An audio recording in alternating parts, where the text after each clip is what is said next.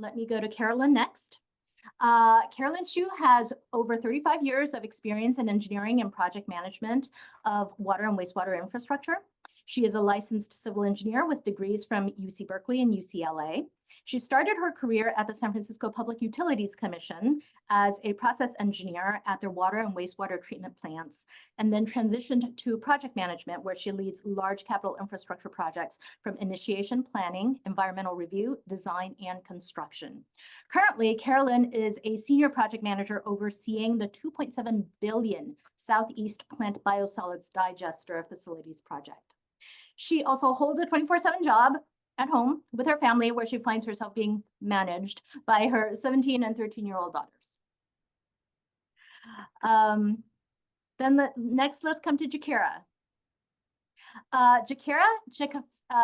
Jekayinfa-Brown. I love your name, Jakira. She's an associate engineer with East Bay MUD, which stands for East Bay Municipal Utility District. That's in Oakland. She has been an integral player for East Bay MUD's Honeywell Distributed Control System, or DCS, upgrades for 3 of their 6 water treatment facilities, where she performed on-process upgrades from outdated Moore controllers and PLC5s. Jakira graduated from Sacramento State University with both a bachelor's degree in electrical engineering with a focus in control systems and a master's degree in electrical engineering with a focus in power systems. She also is a registered professional electrical engineer for the state of California. Next, let's introduce Emily Zedler. Emily Zedler has been a hydraulics engineer at Valley Water since 2006, primarily focused on flooding risks that come from creeks and coastal issues. Her prior experience includes a few internships, including a stint as sewer princess, working in the sewers group of the then San Francisco Bureau of Engineering, and many years as a career student at various universities, ending in a PhD in civil and environmental engineering at Stanford from the Environmental Fluid Mechanics Laboratory. Last but not least, I'd like to introduce Irene O'Sullivan. Irene has nearly 18 years of public sector experience in project management and construction management. Currently, Irene is part of the team at the Fairfield-Suisun Sewer District, serving as the engineering manager. Prior to joining Fairfield-Suisun Sewer District in July of 2021, Irene was part of the team at Delta Diablo. Her interests include team building, budget forecasting, project planning, and communications. So there you have it, our very esteemed 5 members of our panel today. So in preparation for this webinar, thank you to so many of you who actually typed in some of your questions and gave us an indication as to what you're interested in hearing. And also just thanks to Elizabeth and Sessa, we sort of grouped all of your questions down into just several focus areas and themes. And in general, we boiled them down to 4, which come to skills, climate change and emerging trends within engineering, gender and ethnicity, and lastly, career and work-life balance. And I'm just gonna focus some of those questions to our panelists. And as Elizabeth had said, we'll have a chance at the end for some Q&A from all of you. So let me just get the conversation started a bit here, and then we'll hear from you as our discussion progresses. So let's start on the theme of just skills. I'm going to bounce this to Jakira, Irene, and I'll ask both of you actually the same question. Jakira, and let's start with Jakira. Jakira, how did you decide which field of engineering you wanted to pursue? And what are the top 3 critical skills to have as an engineer? So maybe we'll start with the first one. How did you decide in electrical engineering? So thanks for the introduction. My path to engineering wasn't as traditional as most people. I actually really didn't decide engineering. I always say it kind of decided me. When I was in high school, I always knew that I wanted to go to college, but I really didn't know what I wanted to focus in. So my plan after high school was to go to a 2 year college and then kind of figure out what I wanted to do. I'd save money that way. And then I'd transfer to a really good 4 year once I figured out what I wanted to do. So at the time, my high school counselor told my mom, that's a terrible idea. She said, people who go to 2 year colleges, they usually don't finish, they usually end up dropping out. So she's not going to a 2 year college. So I'm like, oh man, there goes my plan. So my counselor ended up knowing someone at Sac State who was part of the MESA program, which stands for, I think, Math, Engineering, Science Achievement. So at the time I've always been really good at math, really good at science. The counselor at Sac State Mesa program told my counselor and my high school counselor, hey, if Jakira comes here, we'll give her a scholarship. So I said, sure. At the time, I hadn't taken my SATs or my ACTs because, again, my plan was just to go to a 2 year college. So that was the only 4 year I could get into. Plus, they were offering me a scholarship. So I was like, sure. So they enrolled me into their engineering program. And at the time, I did not know what an engineer was.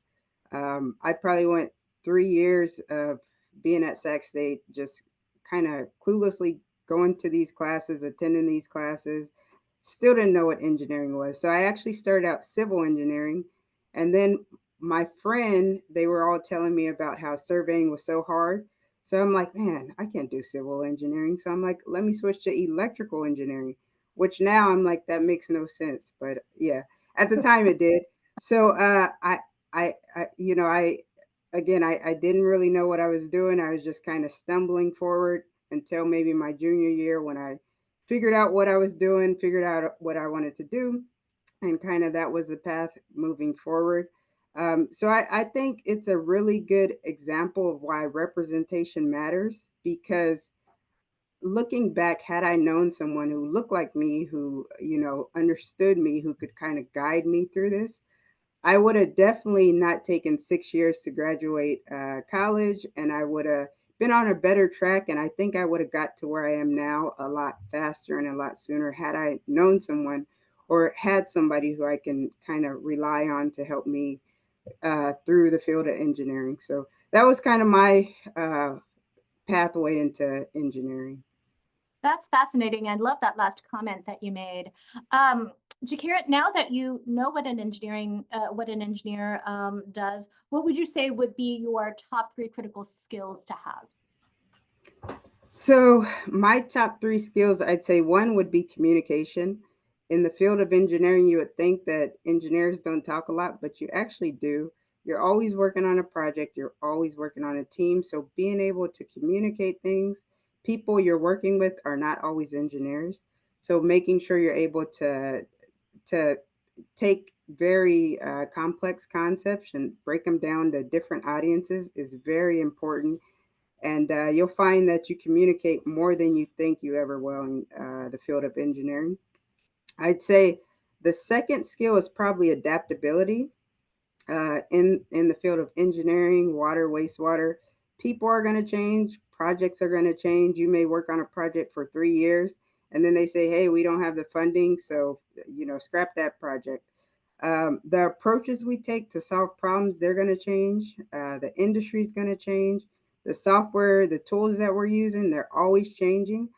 So you want to be able to quickly and easily adjust to the ever-changing conditions. And that's what's going to set you apart from your peers. And I'd say the third skill would be networking, um, not just as an engineering, but in your personal life. A lot of times it's more so um, who you know than what you know. So those would be the top three skills that I think every engineer should have. Excellent. When you talked about communication, I feel like I saw all of our panel member nod their heads. Let's go to Irene. Thank you, Jakira. Let's go to Irene. How did you decide on the field of engineering? How did you know what you wanted to pursue? Yeah, thank you, Annie, and thank you everyone for joining us today. As far as myself, I, from a very early age, was fascinated by construction. I remember as a little girl just being fascinated by caterpillars and, excavators and things like that. And so early on, I knew I wanted to do something in that field. And growing up in the 80s, that might have not been a time when women and girls were encouraged to pursue a career in construction. However, my dad, just he was always super supportive, and I remember him always saying, "Yeah, mija, go into engineering, go into construction." He always supported me, as my mom did as well. And so, long story short, I ended up going to Cal, got my engineering degree there. And have been pretty much working as a project manager, construction manager. How I chose civil engineering, however, is I early on was told that civil engineers tend to be seen as generalists in our industry. And typically they tend to be the engineers that get to manage projects and construction. Not that electricals, mechanicals, and chemical engineers and others couldn't do that work, because they very much could. But I think there's a little bit of a, for better, for worse, there's a little bit of a stereotype that civil engineers are seen as generalists and therefore tend to get that type of work. So hence why I ended up going into civil engineering. Right, right. And what would you say, in your opinion, are the top 3 critical skills to be as an engineer? Yeah, so I definitely agree with Jakira, and she hit on the most important one, which is communication. To her point, not just written communication, but spoken communication. I agree with her when she says we're talking with a lot of different people, technical, non-technical. And it's also important the tone in which we communicate. It is quite common to have issues in the field, and so being able to stay calm and communicate productively is very important. I also agree with her as far as the teamwork, the strong organizational skills, and the adaptability. Very, very important, because there's a lot of changes in regulation, technology, etc. And then the last one is the analytical and problem-solving skills. There are always problems to solve in engineering. That's why we are employed. And I always like to say, the day there are no problems to solve, that's probably the day we should worry, because it means we won't have a job if there's no problem to solve. So definitely honing those analytical thinking, problem-solving skills, leveraging your network. Events like this, feel free to email us after the event, or email each other to ask questions, bounce ideas off one another. I recommend that. Thank you. Excellent. I love that, Irene. Thank you. By the way, I think one of us should have said at the very beginning also that we only have an hour from beginning to end, and there are just so many topics and so many just areas of interests just from fielding the questions. It really is too bad that we can't address all of them. But thanks for giving us your ideas, and I really hope that we could focus on these first and then talk about some of the other ones in a future webinar, future session, because there were so many good ideas and areas of interest that came through. Okay, well, let's move on a little bit and switch gears and talk about climate change and emerging trends in engineering. And I want to then focus on Pam and Emily. So Pam, I wanted to throw the question off to you. How is climate change affecting the work of water and wastewater facilities? And in your view, what are the emerging trends in the industry that are affecting engineers? And I also wanted to say that when we were checking in this morning, one of the first things Pam said to us was, hey, there's a wildfire going on right now. Which really is a sign of some climate changes. Anyway, let me bounce it over to you, Pam. Yeah, thanks, Annie, and thanks everybody for being on this morning. It's a great organization that you've tapped into, and I hope you stay in tune with it, because there's a lot of good things that comes out of this organization that can help you. both getting into your career as well as during your career. So stay tuned. So as Annie said, climate change is definitely, we're living it right now. And my organization started thinking about climate change, about energy policies, about climate adaptation, probably well more than, well, about 2 decades ago. So Sonoma Water is one of the few organizations, I think, that long ago started having an energy policy. Our board adopted an energy policy, as well as directed us to look at developing a community choice aggregation group in our region. So we did help establish Sonoma Clean Power, which is a CCA that we have here in Sonoma County. And we also achieved what we term carbon-free water in 2015. And at that time, between renewable energy and other energy sources, about 99% of the energy that we use comes from carbon-free sources. So it's been a focus of our agency for a long time, moving from having an energy policy to developing a climate adaptation plan over 10 years ago now. And not 10 years ago, several years ago, about 5 years ago.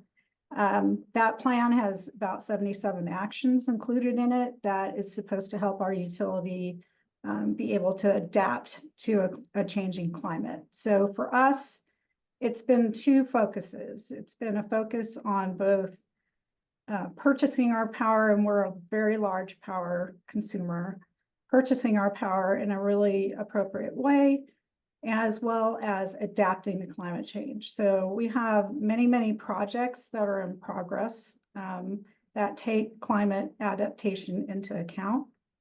We have some that we need to fund still, but we are looking at that. And from an engineering standpoint, we are very committed to plan both on the planning side and the design side, definitely incorporating the best available science into our plans and our designs. We've spent a lot of time in energy and resources looking at our climate future, downscaling climate models so that they can be used in our area and be appropriate, because some of the models are so high scale that they're really not very helpful. Yeah. So we've spent a lot of time and energy to get them to be useful for us, so that we can plan for our region more carefully. And as I said, it really, for us, it really is about adaptation at this point, and adapting not only our water supply for water supply purposes, but also for our wastewater purposes, and very much so for our flood control work that we do here in Sonoma County. So we do have a very small working group in our agency that we call our Energy Resources Group. They're very focused on this. They help us with things like the climate, the modeling, and getting it to a point where we can operationalize it, that sort of thing. And we even have in our water education program components of that we are funded in partnership with our local CCA, our local community choice aggregation group. So we're very focused on it and hope to, continue to take, we're committed to taking climate change and what we're seeing into effect in the future. So I think that's really from the perspective of Sonoma Water, where we're at and how it's impacting us from an engineering standpoint. I love that there's an element there about operationalizing.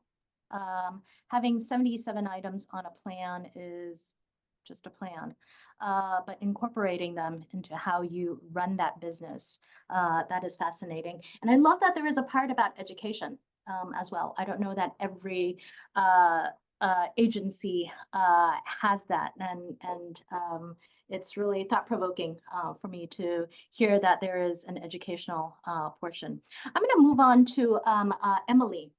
Similar questions, Emily. How is climate change affecting the work of water and wastewater and emerging trends? What's your view? Yeah, so it's very similar to what Pam was just saying. Oh, and thank you, Annie. Basically, we have three different ways that we address climate change. I think the first is addressing it directly, like Pam said, by trying to use energy sources that produce less carbon. And so that addresses the problem directly in my mind. Then we also build projects that will help us to adapt into the future. So for example, two examples. One is a shoreline project, which is not just Valley Water, it's Valley Water in coordination with all of the Bay Area, South Bay, Santa Clara County cities to build a levee that protects not just against coastal flood events, but also coastal flood events into the future with sea level rise. So they're being designed. And then all of our flood protection projects on creeks, like if we're building flood protection levees along a creek, we make sure that they're high enough to tie into any future shoreline levee that's built to protect us from coastal flooding. Another example of that is also we have a Silicon Valley Advanced Water Purification Center, which is that toilet to tap concept. And so those types of projects, one way to put it is they change the scope a little bit of what you might have focused on before. Climate change provides a chain, like we have new threats to address. And so it's sort of, we wouldn't necessarily have built an advanced water purification center that purifies wastewater to the level of drinking water or better if there was no sort of threat to the future water problem, because you probably wouldn't be able to get it funded. And then the third thing, I think we communicate with other agencies sort of to talk about how we're all going to coordinate to address certain threats like sea level rise. There are some groups like Charge that talk about that because you don't want to put up your seawall, for example, and make someone else's problem worse. Although most of those studies have found that it's not really a significant issue at this point. So that's and then, of course, we adapt to climate change as it happens. And two small examples, some types of invasive plants might spread more quickly with climate change, with longer drought cycles and things like that. And our veg management has noticed this. In some areas, they have to remove it more frequently. Another example is we've ramped up our emergency operations somewhat. So that we can respond to more frequent storm events and more frequent droughts. Thank you. Thank you, Emily. This is true. I think everybody remembers, whether they're an engineer or not, just the huge amounts of flooding that we had in January of 2023. And I feel like that was scary for most of us who are in the utilities. Excellent. Thank you. Thank you, Emily. I want to switch gears a little bit and just talk about gender and ethnicity. According to 2023 data from the Society of Women Engineers, only 17% of engineers and architects are women. I feel like that the panel has had decades in the industry, but that figure was actually quite staggering, even for me to hear, just 17%. I wanted to maybe come back to Jakira. Jakira, on this topic, are there any unique challenges for women engineers from Black and Brown communities? How have you overcome those challenges? I'd say absolutely there are challenges for women from Black and Brown communities. And I think the biggest challenge would be relatability. When there are people who you work with who don't look like you, who don't come from the same background, it's hard to relate to what's going on in the work environment or what's going on in your personal life that may be affecting, what's going on in the work environment. And And one good example is East Bay Mud has taken this initiative to create more diverse panels. So the people who are interviewing people come from a diverse background. So whether it be gender, ethnicity, they just want to make sure the people interviewing are diverse. So I sit on a lot of these panels, and in my experience, a lot of times I'm the only woman or the only person of color. And I'll notice sometimes that some of the candidates, like they may not shake my hand or they may not make eye contact or look at me. And at the end of these interviews, I'll always ask the other panelists and I'll say, hey, did you notice this? And a lot of times they don't. Sometimes they do, but a lot of times they don't. And I've noticed like just their life experiences and their upbringings may not allow them to see the world the way that I do. So I take that as an opportunity for me to kind of show them and tell them, what the issue is, why this is an issue, so that they're more aware, so that when they are on other panels or, in the workplace, that they can see these things and they can better resolve these issues or notice these issues when I'm not there. So relatability, I would say, is one of the biggest challenges. And another way that I'm overcoming or I'm able to overcome that challenge is that I have a lot of friends who may not be engineers or may not work in the wastewater water industry who I can always like rely on um, to talk about, what's going on in my personal life, what's going on in work, people that can relate to me. It may not be an engineer or somebody in the same industry, but just somebody who has maybe went through the same thing at their job.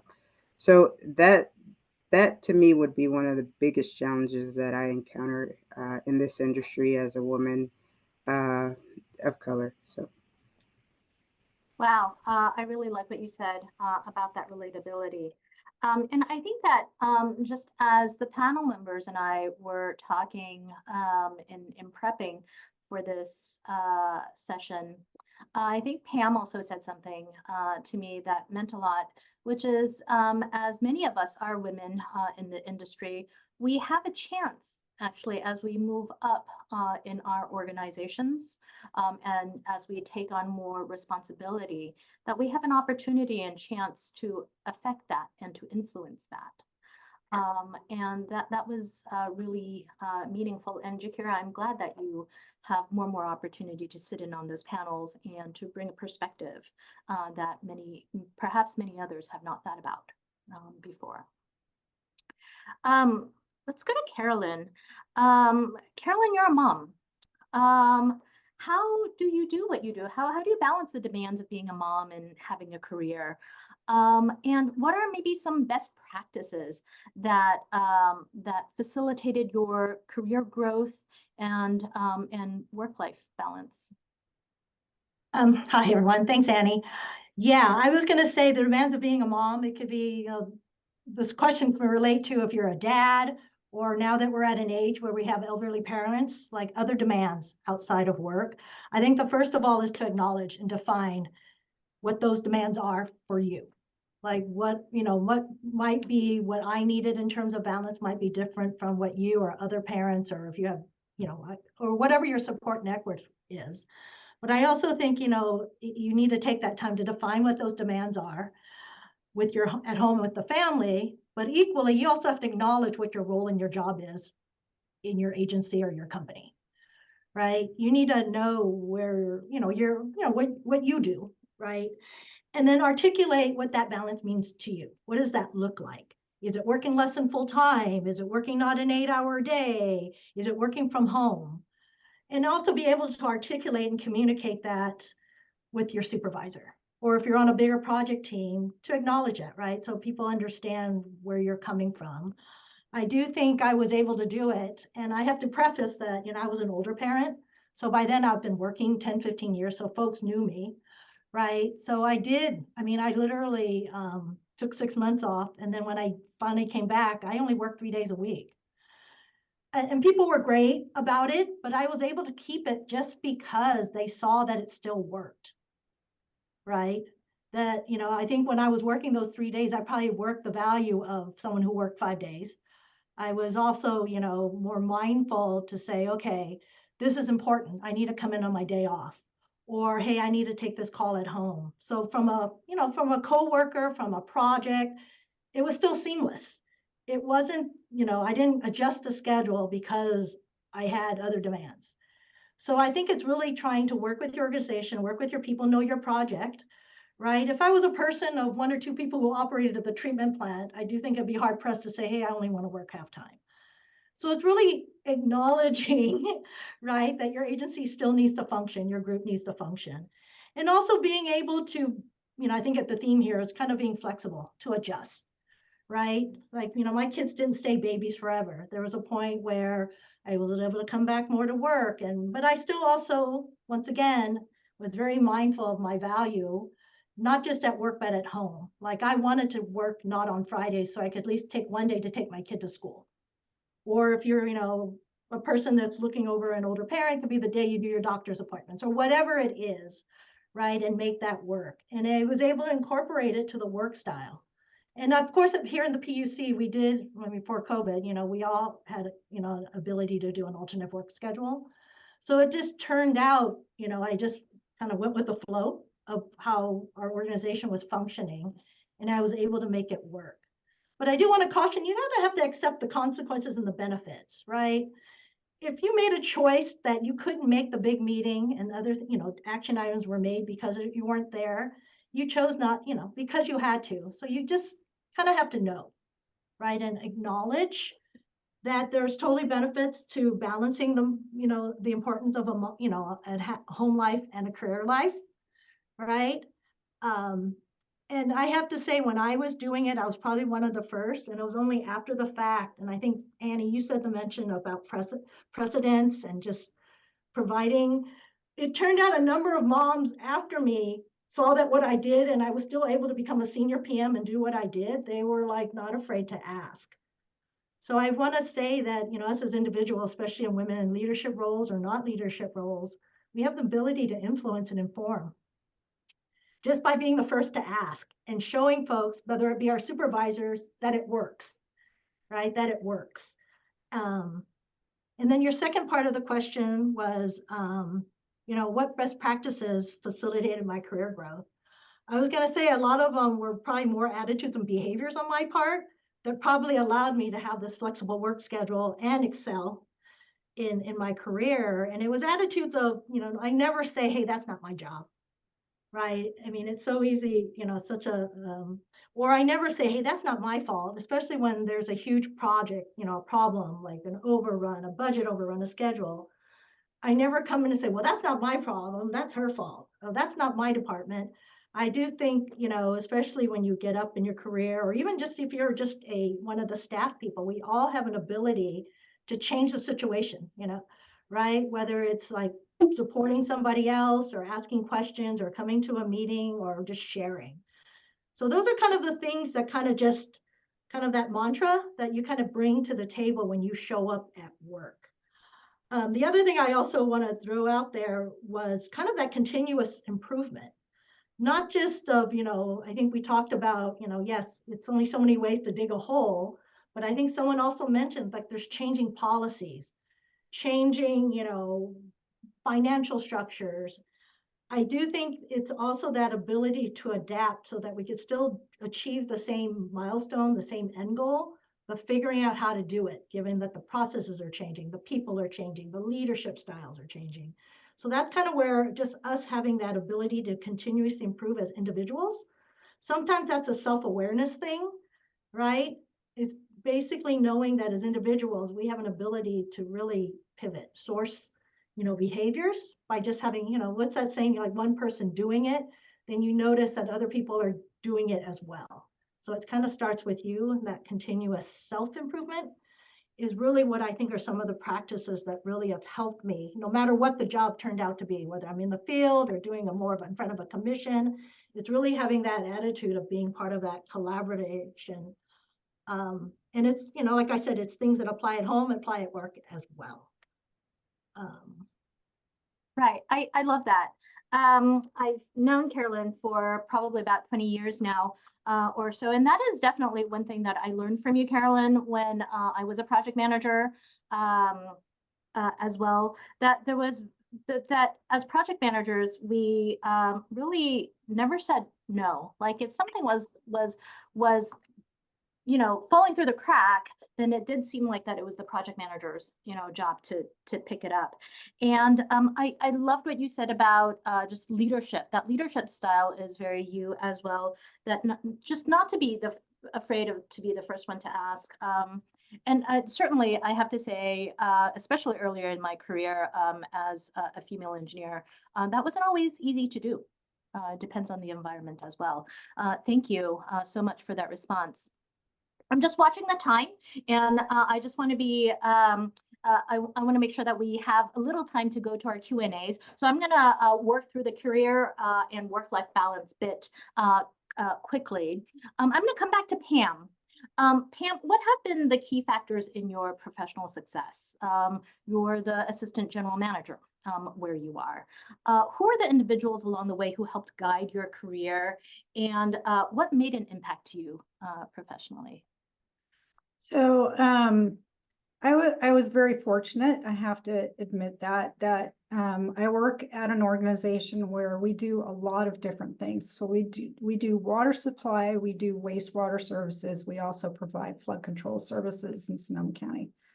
And so there's an opportunity here because we're not a huge organization to do a lot of different kind of work. So I was very fortunate to be able to try different things. So I started out doing water resource planning work, and then I managed that group. And then we took over sanitation from the county during a reorg, and I started working in operations engineering because they needed engineers to help with operations at that point. So I just kind of kept changing jobs and roles as they became available and moving up at the same time. So I was really, really fortunate that way. But I also had a boss, a male boss. I'm going to say all of my bosses have been men. And he was very supportive of my move around the organization and up in the organization. He also was kind of pushy. And when I very first was at the point where I could actually get my license, my engineering license, he pushed me to get it, even though I didn't feel like I was quite ready to do that. But he pushed me. I took advantage of that push because it involved having to get recommendations from overseas, et cetera, because I had worked overseas. And it worked out great. So like I said, I was fortunate. I had a boss who some people probably wouldn't have appreciated how pushy he was, but he was, and that was good for me. And again, to just sort of taking advantage of what's in front of you, opportunities. If you have a chance to volunteer, take on roles, things like speaking at public meetings when they need somebody to do it, even though you may be not very comfortable. Just being able to move around and do those sorts of things is really what led to me being able to move up the way I did. I love that. Just being able to say yes and say yes even when sometimes it's not comfortable. Thank you. Emily, you didn't start your career in engineering. And you made moves along the way. What career moves did you make that led you to engineering and to also get higher up in the organization? Yeah, so I started out as an undergrad at UC Davis in mathematics, and I knew that I wasn't sure if I knew I wanted to have a long sort of academic career. So I wasn't sure that I really wanted to do math for like master's and PhD. And also I was worried about what were the career options if I did that. Like wasn't 100% sure I wanted to be a professor in mathematics. So I talked to a bunch of people. I was fortunate to have family friends, and they were engineers actually, and they told me, well, engineering is the application of math. At the time, I sort of had my head in the clouds. I thought, oh, that's great. I mean, I'm doing applied math for my major. Well, my applied math was very far from real applied math, I learned. But then what you do is you say, okay, I'm in math. Luckily, I was still doing my undergrad. I had a couple years left, and I was able to look, what are the requirements if I were to pursue a master's degree somewhere in engineering? Because I thought, well, that would be an interesting way to use my background. Looked those up, took a few classes in like fluid mechanics, and was able to apply for engineering programs and got my master's at Berkeley, actually. And then, yeah, and then I was in engineering field, and that's sort of how I landed in engineering. I think that's pretty much the story that I wanted to tell. So thank you, Annie. Wonderful. Thank you. Thank you, Emily. I'm watching our time, and we're at about 15 more minutes before the top of the hour. Carolyn and Irene, I'm going to skip the rest of career and work-life balance, if that's okay. And I wanted to give the time back to Elizabeth to see if there are some questions from our audience. I'd like to also encourage everyone to please take a minute to fill out the event survey. And maybe we need another session to get through all the questions and areas of interest. And then before the end, I'd also like to do a round robin with all of our panelists so that they can give, a minute of their nugget of advice before we all get dismissed for the day. So Elizabeth, let me bounce it back to you. Sure. Thank you all. This has been a really wonderful discussion. And based on all the questions that we got through the survey that some of you got after you registered, and the questions that the panelists came up with, we're just scratching the surface. So we want to give you a chance to ask your questions. Two options. You can either go to the bottom of your screen under reactions and raise your hand, and we'll call on you in order, or you can add your question in the chat.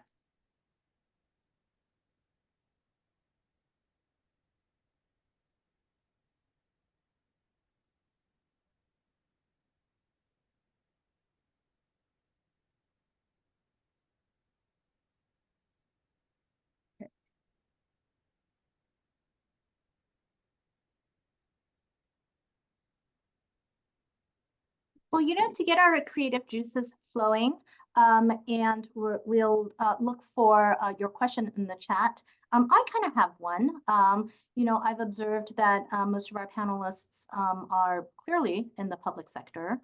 I wonder if one of our panelists would want to speak up, whether or not there's any experience between public and private sector, and if there's a difference for engineers as to which you choose. Oh, I'm happy to take that, or at least to start out that discussion. Right. So, public agencies have interesting, meaningful work. They have good benefits. They have, frequently you can get pensions, and that's a really nice thing. They also, I think, typically have a slightly slower pace sometimes than private does. A real benefit of working at a public agency, say compared with private, is that we have funding for our projects. I mean, not always, but we aren't actually having to actively try to get work for our firm. If you're at a firm, at a consulting firm, part of your job, especially as you work up through the agency or through the firm, would be to generate money by responding to requests for bids. And so you spend a certain amount of your time doing engineering itself, and then you have these minimum amounts that you have to bring in by giving presentations and showing that you're the best firm to do a specific job that's been sent out for bid. So it's not necessarily bad, it's another skill.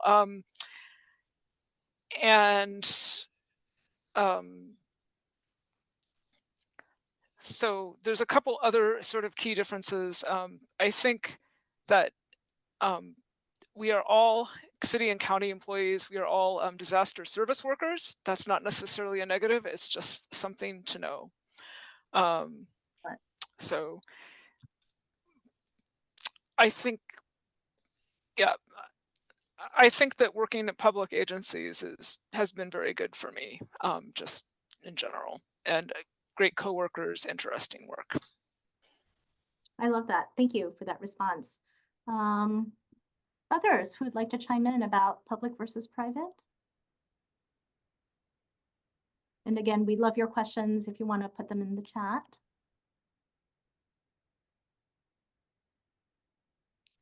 Maybe I have one final one that I'd like to throw out to the panelists.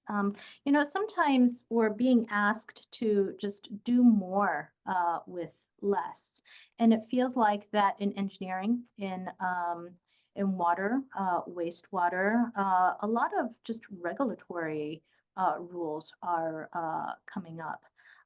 Any comments about that as to just the fact of being asked to do more with less? How that affects staffing? Any thoughts?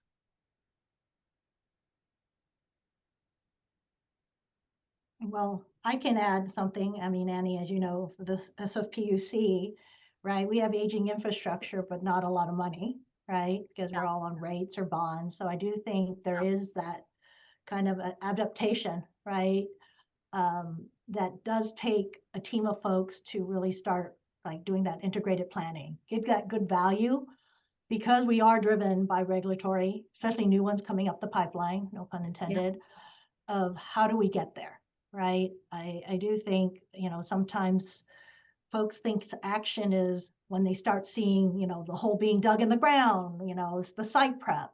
But I think a lot of the value comes from the planning, like asking the synergistic questions of our own agency or whoever your client is of, you know, if we're going to put in this new treatment process, what are some other kind of benefits can we reap from it, right? And that has to be intentional, right? That doesn't just happen, oops, oh, we're here, we're going to fix this too. So I do think there is a mindset that's very different from probably a lot of us when we started years ago, right? Because a lot of I think most of us work for public agencies will have infrastructure that's aging, and you can't do it all, right? So I do think a part of that is us being creative. It's not everything everyone has said in the panelists, communicating, being thoughtful, being flexible, but knowing we have to achieve something at the end, right? There's a destination, there's a vision we have to implement, but also being flexible to adjust that roadmap to get there, right? Yeah. And for us, it's not just the technical people. Whoever said we also have to communicate with our public stakeholders, government officials, commissioners, mayors. That is part of the success of what we do. So it's way more. I know one of the questions is, you know, engineering. It's way more than engineering, right? Exactly. So I'm definitely talking to the audience. If there's skill sets you need to hone in on, whether you're a, you know, a first year engineer or one that's been working for 40 years. Yeah. About seeing how you can get it done, right? And navigating hurdles in organization. Very good. Yes, thank you, Carolyn. Elizabeth, I know we're down to, you know, 5 or 6 minutes or so. There are a couple of questions in the chat, one from Stephen, one from Naomi, one from Stephen about the recommendations for engineering students around supporting other women, one from Naomi about having a question about have any of us dealt with imposter syndrome in the workplace or while working with coworkers talking to contractors, and how have we dealt with that? I know we're short on time here, Elizabeth. Is there some way for us to maybe get back with responses to that after the webinar?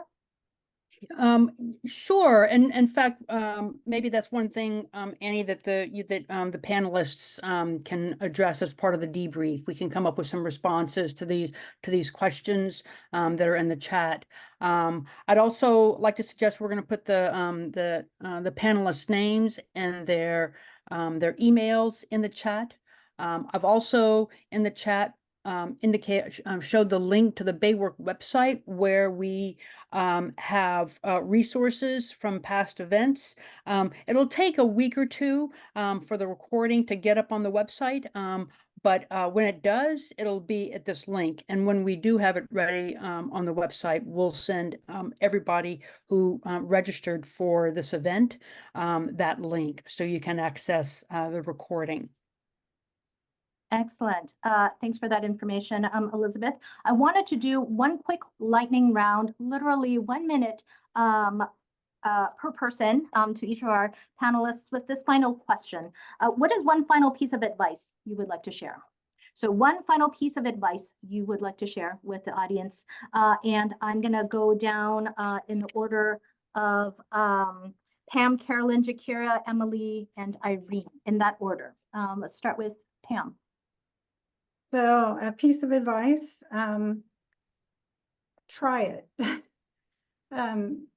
If you don't really, if you're just thinking about getting into engineering, go to a community college and take some courses and see what you think. If you're in your career and you're offered opportunities to try new things, to do new things, do it. And if you're, even way into your career, continue to volunteer for things and as you work in your teams and just be cognizant of being able to grow, not just personally, but for your organization. Try things. Great advice. Thank you, Pam. Carolyn.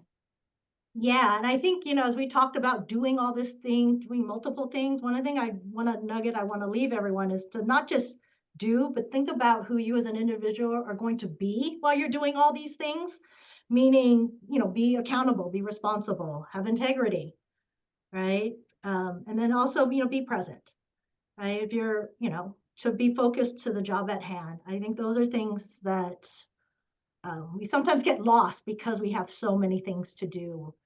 That I want to encourage folks to pause and think who you want to be while you're doing all these things.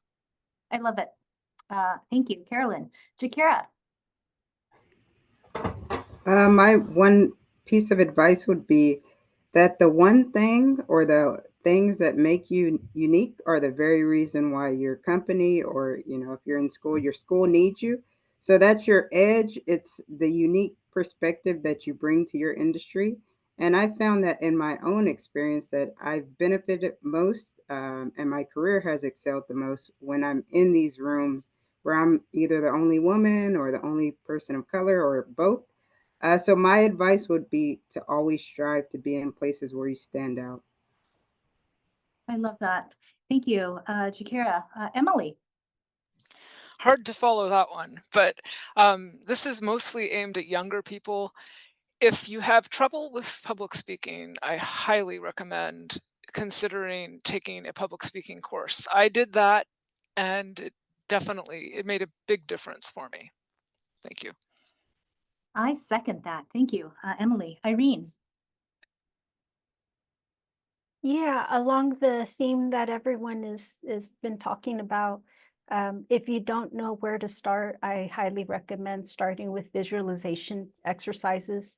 Really take the time to visualize and meditate where you are trying to be in life, what you're trying to do, whether it's an engineer or maybe something else that you're trying to achieve. But visualize yourself how you want to be, what you want to achieve, and then definitely leverage your network, your mentors, professors, friends.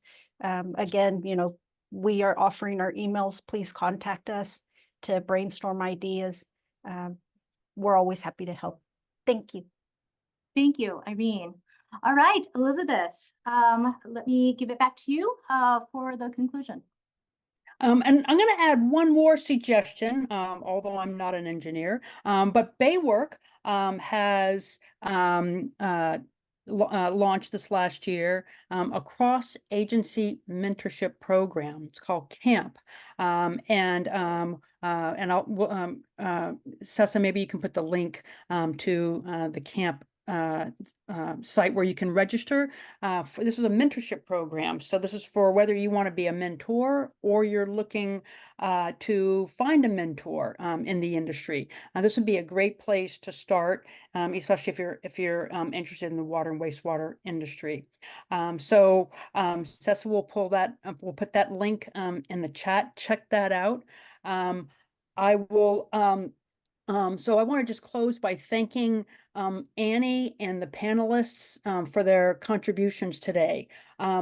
you know, I have to say, sort of like what Annie said at the top, it was amazing to bring this wonderful group of engineering professionals together and find out that actually they didn't really know each other too much, except for Annie and Carolyn, who both work at PUC. So it was a great opportunity to, number one, bring these wonderful professionals together. We'd like to thank you all for being here today. We want to encourage everybody to go to that post-event survey. You'll also get it via email shortly, and we'll also be adding the link to the recording in the email that you get after today's event about where to find the recording. Finally, we just like to encourage everybody to go to the BAYWORK website and see what's going on. We always have some event on the horizon, and we'd like to encourage you to check it out. One of the things that was really powerful for me lately was we did a workshop on wheels where we toured 4 agencies, actually in Marin and southern Sonoma County recently. They were all wastewater agencies. And one of the things that blew me away about that particular tour was the role that energy sources are playing in the work of water agencies these days. So those tours are always really there's always something new that I learned from those tours. So check out both our virtual and our in-person events that are coming up on the BAYWORK website. Thank you all.